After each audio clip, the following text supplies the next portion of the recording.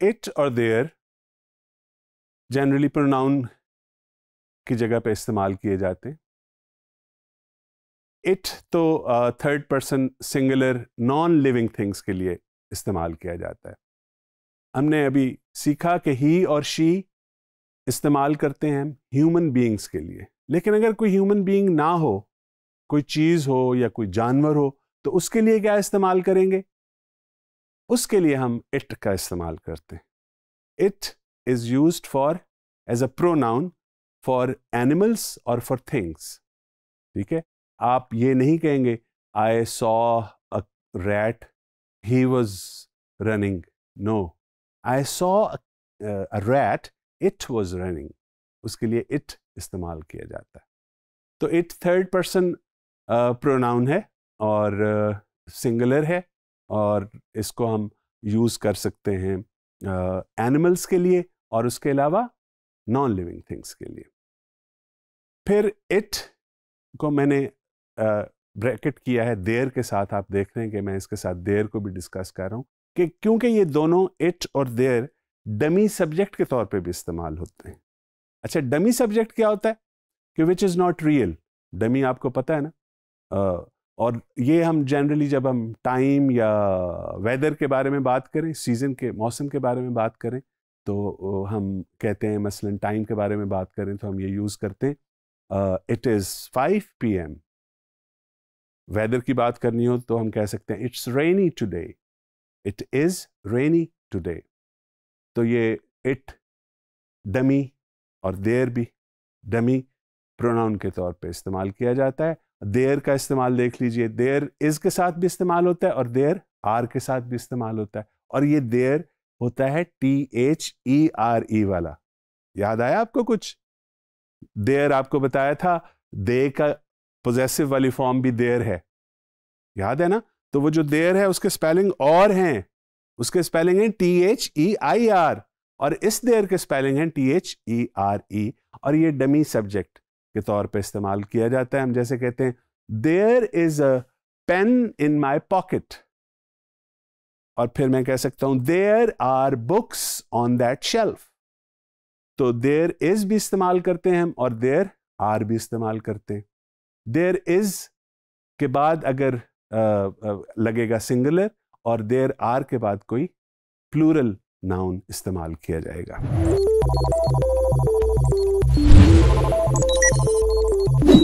It के different forms, different cases, जिस तरह बाकी प्रोनाउंस के हैं, इट के भी हैं। तो इट का सब्जेक्टिव फॉर्म इट ही है, इसकी ऑब्जेक्टिव फॉर्म भी इट ही है, इसकी पोजेसिव फॉर्म इट्स है, और इसकी रिफ्लेक्सिव या एम्फेटिक फॉर्म जो है वो इटसेल्फ है। ये याद रखने वाली चीज़ है। It subjective, it objective, it it's possessive, और इटसेल्फ रिफ्लेक्सिव या एम्फेटिक। अच्छा, इट्स आपने लिखा हुआ देखा होगा ITS भी सिर्फ इट्स, और एक आपने लिखा हुआ देखा होगा IT''S। इन दोनों का फर्क याद रखना चाहिए। इट इज की एब्रीविएटेड रिटन फॉर्म जो है वो क्या है? IT''S।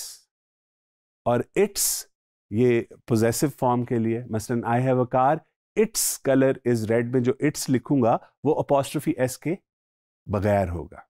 लेकिन मैं कहूं इट्स अ नाइस बुक, तो ये इट्स अपॉस्ट्रोफी वाला होगा, यानी ये पोजेसिव केस नहीं है, पोजेसिव फॉर्म नहीं है, ये इट इज की एब्रीविएशन है।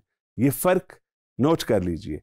ITS it's possessive form of it, और IT''S abbreviated form of it is. इसके बाद हम इट और इट इज की, इट्स की, इटसेल्फ की एग्जाम्पल्स देख लेते हैं जल्दी से। Ali has a bag, Ali has a bag, आगे आपने फिल करना है।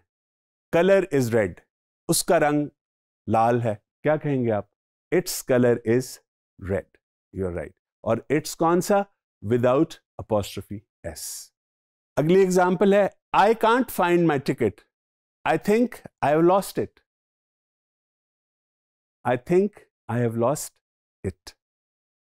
Next, don't do dash again, क्या लगेगा? Don't do it again.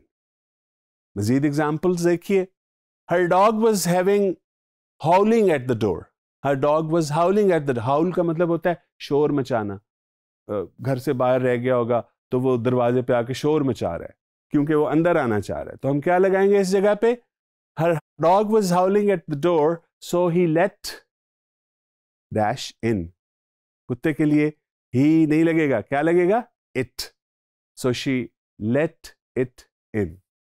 Next sentence, it is nice to be home again, dash is nice to be home again, यानी it is nice to be home again। जल्दी से अगली example देखिए, dash is strange that she never mentioned the wedding, यहां पे क्या लगेगा, it, you're right, it is strange that she never mentioned the wedding। कुछ और एग्जाम्पल्स भी हैं, have a look। अब ये देर की एग्जाम्पल्स हैं, देर की एग्जाम्पल्स हैं। जैसे हम कहते हैं कैट किचन में है तो हम क्या कह सकते हैं, there is a cat in the kitchen. दूसरा तरीका भी है, आप कह सकते हैं a cat is in the kitchen, no problem, लेकिन आप ऐसे भी कह सकते हैं और जनरली ऐसा ही कहा जाता है, there is a cat in the kitchen. मजीद एग्जाम्पल्स देखिए, they live in a town, और उनका घर, their house is big. Examples में आपने देखा। अगली देखिए, डैश कमिंग टुनाइट, यानी दे आर कमिंग टुनाइट। यहां पे देर नहीं है, यहां पे दे आर है। देर और दे आर में भी फर्क है, ये भी याद रखना चाहिए। देर जो THEIR वाला देर है उसका मतलब है उनका, पोजेसिव फॉर्म, और देयर हमने कहा कि डमी सब्जेक्ट के तौर पे भी देयर इज और देयर आर इस्तेमाल करते हैं। और एक तीसरी चीज है दे आर, उसकी एब्रिएटेड फॉर्म में दे के बाद अपोस्ट्रोफी और RE लिखा जाता है, नोट डाउन कीजिए, THEY apostrophe RE, they are. तो जल्दी में इसको भी व्हेन यू रीड इट, मसलन they are coming tonight, it sounds, इसकी आवाज ऐसे लगती है जैसे आप कह रहे हो they are coming tonight, no, they are coming tonight. मजीद एग्जाम्पल्स देखिए, students are sitting in the class, their teacher is waiting for them.